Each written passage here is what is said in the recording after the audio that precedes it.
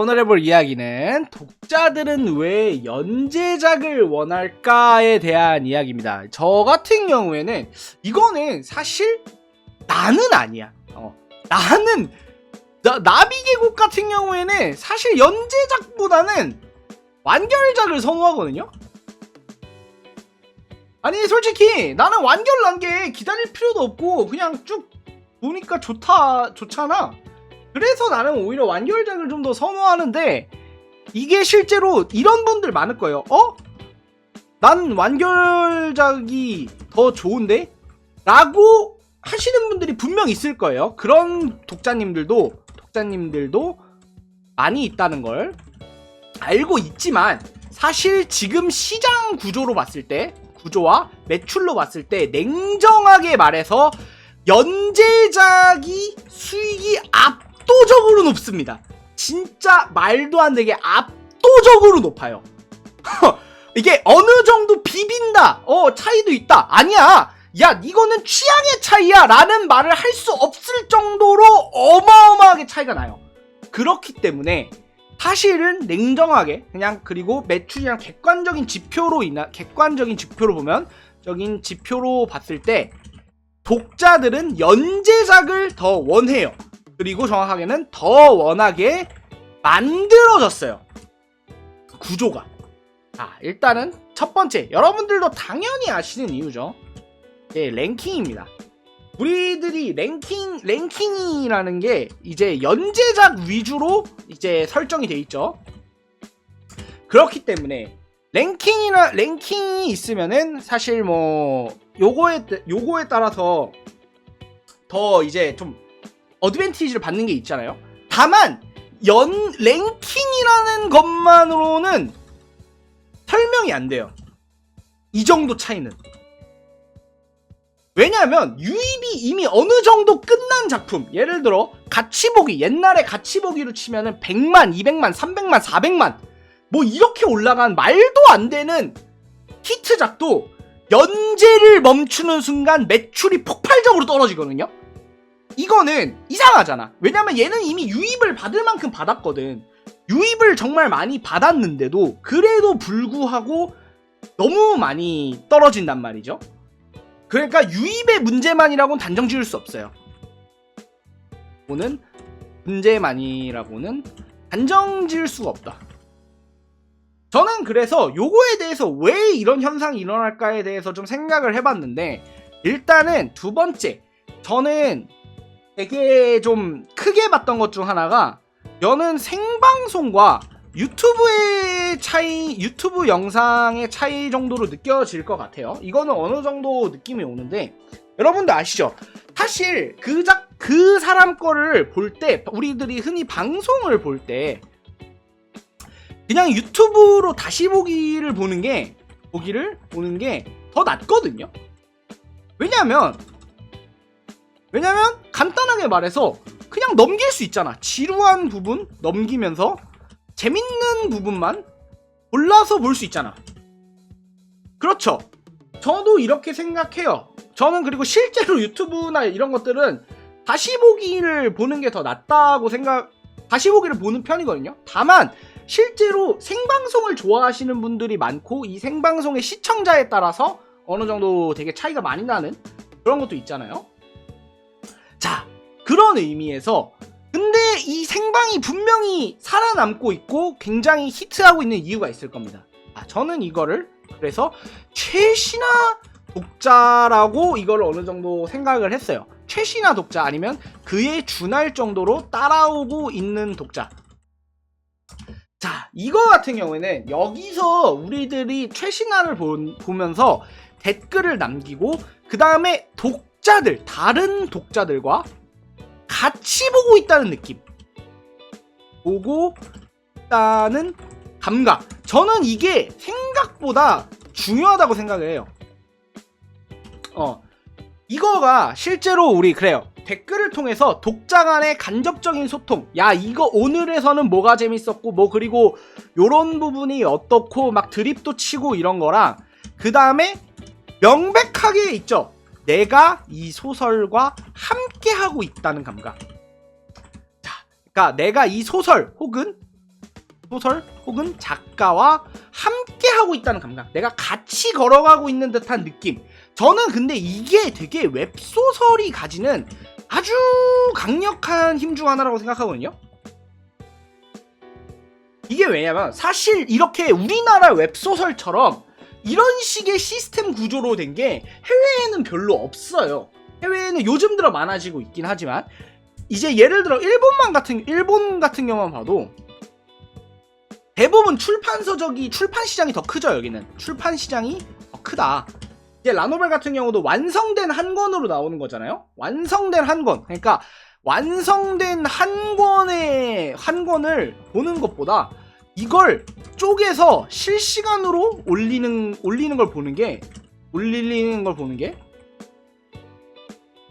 좀 더 내가 같이 걸어가고 있다 라는 감각이 행동적으로 느껴지게 되는 것 같아요. 저는 그래서 이제 웹소설의 강점 중 하나는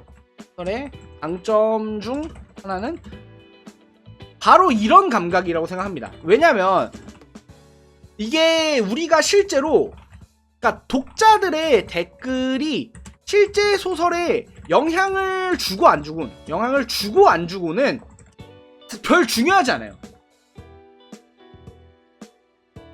중요한 거는 영향을 주고 있다는 감각이에요. 이게 되게 중요한 거거든요. 우리들은 실제로 어떤 행동을 할 때 이 행동이 실제로 영향을 주고보다는 그 행동이 의미를 가진다는 착각이 중요해요. 굉장히 많이 우리가 느끼는 감각 중 하나는 바로 자동사냥입니다. 우리가 자동사냥이에요. 모바일 자동사냥 같은 거 있죠. 이거에 대해서 굉장히 호불호가 많다는 것도 알고 있고 실제로 싫어하시는 분들도 많다는 걸 알고 있지만 이거는 어마어마한 장르 중 하나로서 되게 자리를 매김했죠. 뭐냐면은 내가 성장하고 있다는 감각이 중요한 거거든. 실제로 자동사냥 플레이 게임에서는 내가 플레이하는 영역이 거의 없잖아요. 플레이하는 영역이라고는 딸깍딸깍 버튼 누르는 것 정도? 그 버튼도 사실 거의 안 누르는 적으로 극단적으로 가는 게임들이 많죠. 그런 것들은 중요한 거는 내가 성장하고 있다는 감각 내지는 착각이 되게 중요한 거거든요. 이것도 똑같아요. 내가 이 소설에 참여하고 그 다음에 같이 소설을 떠나가고 공감하고 이런 것보다 이런 게 실효성이 있는 게 중요한 게 아니에요. 실제 이 작가는 댓글을 안 볼 수도 있어. 댓글을 아예 보지 않는 작가여서 댓글을 아예 안 보고 내가 뭐라고 떠들건 신경도 안 쓸 수 있어. 하지만 중요한 건 본다고 느끼는 감각, 느껴지는 이 소속감이라든지 이런 것들이 연재에서만 나와요. 연재에서만 이 감각을 굉장히 느낄 수 있거든요. 그래서 연재를 하고 있는 작품을 살아있다라고 생각하죠. 왜냐면 내 어떤 행동에 따라서 바뀔 거라는 기대감도 있고 믿음도 있으니까. 그런 의미에서 저는 이 연재작이 가지고 있는 거는 굉장히 의미가 좀 크다고 생각을 해요. 그러면은 물론 사실 가장 큰 이유는 순위나 이제 랭킹 같은 거 있잖아. 순위나 이런 산정 방식이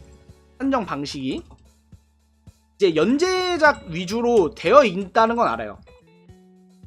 이게 사실 가장 큰 이유예요. 이게 거의 가장 압도적인 이유고, 다만 이것만으로는 설명할 수 없는 뭔가가 있어요. 왜냐하면 우리도 독자들도 알고 있을 거예요. 느끼는 것. 이 작가의 전작을 찾아보는 경우가 있는데 사실 드물어요. 많이 없어요. 여러분들은 이게 되게 많을 거라고 생각하는데 저는 이게 제가 실제 작품을 내보고 이랬잖아요. 있어요. 있는 건 분명해요. 전작까지 찾아오는 독자님들이 분명 있는 건 맞는데 절대 다수는 아니라는 거죠. 대부분은 그렇지 않다는 거예요. 대부분은 완결난 작품보다는 연재작에 더 집중하고 몰입합니다. 자, 이게 이렇게 되는 이유가 우리가 느껴지는 감각이죠. 감각. 그냥 우리가 느낄 수 있는 그런 감각적으로 그런 거를 하게 되는데, 실제로 우리 독자들이 이제 그런 게 있죠. 그러니까 독자들이 최신화까지 오는 독자들을 작가들이 엄청 신경 써요. 그러니까 독자들의 숫자, 이거를 최신화 아마 연독이라고 할 텐데, 이제 연독이라고 하죠. 흔히 말하는 이제 최신화 지표, 최신화 독자 지표. 이거를 작가들이 엄청 많이 신경 쓰거든요. 엄청 많이 신경 쓰는 이유가 이거가 되게 그 작품의 흥망성쇠랑 재미의 거의 알파이자 오메가 같은 거예요. 그냥 알파이자 오메가입니다. 연독이야말로 그냥 매출과 재미의 알파이자 오메가예요. 그냥 연독이 좋아서 최신화 조회수가 높으면 그냥 그 작품은 그냥 재밌는 작품이에요. 자, 이런 것들, 이 최신화까지 오는 라이브를 따라가고 있는 우리 친구들, 어깨를 걸고 갖고 있는 이 친구들은 이제 좀 뭐라고 해야 될까요? 이 연재작에 대해서 굉장히 느끼는 감각이 커요. 실제로 이런 최신화 따라오는 작가들 중에서 최신화 따라오는 독자님들은 연재작 아니면 잘 안 읽어요. 이게 나 같은 스타일은 오히려 완결작을 많이 읽는 편이거든요, 저는. 근데 최신화 따라오는 독자님들은 이 감각이 좋아서 읽는 것도 있기 때문에 잘 안 읽어요. 그래서 우리가 중요한 건 연재다. 그래서 이런 감각을 줄 수 있는 연재에 대해서 우리는 좀 중요하게 생각해 볼 필요가 있다. 즉, 요렇게 되는 거죠. 요 생각이 뭐냐면, 이제 여러분들도 제가 한번 영상으로 다뤄서 한번 읽던 내용인데, 예를 들어 최신화에 이제 자극적인 걸 최대한 던질까요? 아니면 전체적인 완성도를 생각할까요? 이거 제가 한번 영상으로 올린 적이 있는데, 제가 최신화, 여기서 작품 완전 후반 부분이 아니면 최신화에 자극적인 거를 던져라 라고 얘기를 했을 거예요. 바로 그게 이 이유입니다. 우리가 가지고 있는 이 독자들이 가지고 있는 연재에 대한 감각이 좀 더 커요. 뭐에 크다? 매출의 영향이 더 커요. 그렇기 때문에 요 최신화, 그 다음에 연재, 라이브에 이 독자들과 함께하는 감각을 많이 신경 쓰시고, 그렇기 때문에 우리들이 진짜 주의해야 될 게 있죠. 휴재나 아니면 연재 펑크 같은 거를 최소화해야 합니다. 이거가 이 라이브도 되게 그러니까 이런 부분이 되게 중요한 건데, 왜냐하면 물론 휴재 같은 경우에는 어쩔 수 없는 이유도 분명 있다고 쳐요.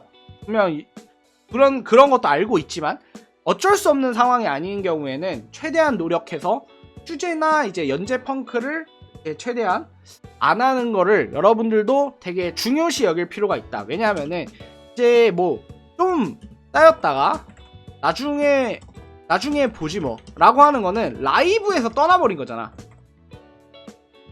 이런 독자들은 잘 안 돌아와요. 그래서 요거가 되게 중요하다라는 거를 말씀드리면서, 오늘의 마지막 주제였던 독자들은 왜 연재작을 원할까? 더 연재작에 대해서 참여하는 감각, 내가 함께 써가는 감각, 같이 달리고 있는 감각 자체가 독자들에게서 되게 좀 한국 웹소설 시장만이 갖는 되게 중요한 요소 중 하나다 라고 알려드리면서, 이상 여기까지 오늘의 이야기 마치겠습니다.